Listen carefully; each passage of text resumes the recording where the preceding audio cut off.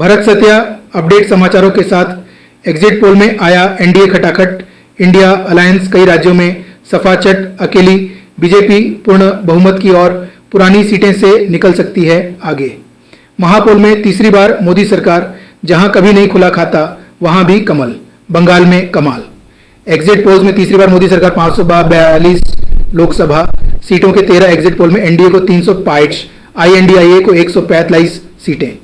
लोकसभा चुनाव के सभी 7 फेज में 65.14% वोटिंग, 46 दिन की प्रोसेस, 1962 के बाद सबसे लंबा चुनाव। पीएम और 43 मंत्री मैदान में थे। 542 लोकसभा सीटों का poll of polls. 6 exit poll में एनडीए 350 पार, आईएनडीआईए को 125 सीटें। मध्य प्रदेश एग्जिट पोल में बीजेपी को भारी फायदा, इस बार क्लीन स्वीप का अनुमान, दिग्गी नकुल भी हारेंगे। 542 लोकसभा सीटों का पोल ऑफ पोल्स। राजस्थान में 10 साल बाद कांग्रेस का खाता खुलने की संभावना, बीजेपी को लग सकता है झटका। टाइम्स नाउ ने अपने सर्वे में राजस्थान की 25 में से 18 सीटों पर भाजपा की जीत का अनुमान लगाया है। कांग्रेस के खाते में 7 सीटें जाती दिखाई दे रही हैं। यूपी में एनडीए को 62 से 74 सीटें। 5 एग्जिट पोल में सपा कांग्रेस को 6 से 18, बसपा को 1 भी नहीं। बिहार में एनडीए को नुकसान, क्या नीतीश कुमार कमजोर कड़ी साबित हो रहे हैं? तेजस्वी को तगड़ा फायदा। हिमाचल उत्तराखंड में बीजेपी का क्लीन स्वीप, दिल्ली में नहीं चला, आप कांग्रेस की जोड़ी का जादू। हरियाणा की 10 सीटों में से भाजपा को 6-7 सीटें मिल सकती हैं। एग्जिट पोल के आंकड़े के मुताबिक भाजपा को 6-8 तो कांग्रेस को 2-4 सीटें मिल सकती हैं।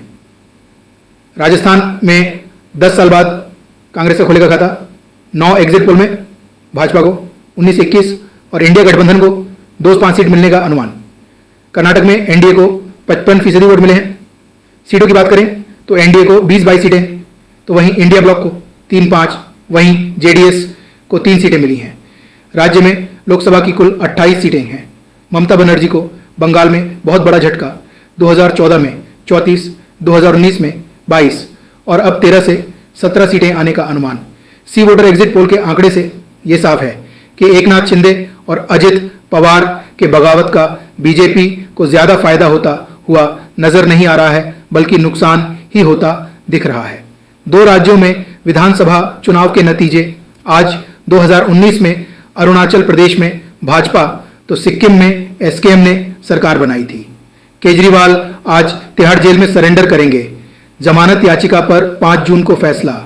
ईडी ने कहा उन्होंने सेहत को लेकर झूठा दावा किया।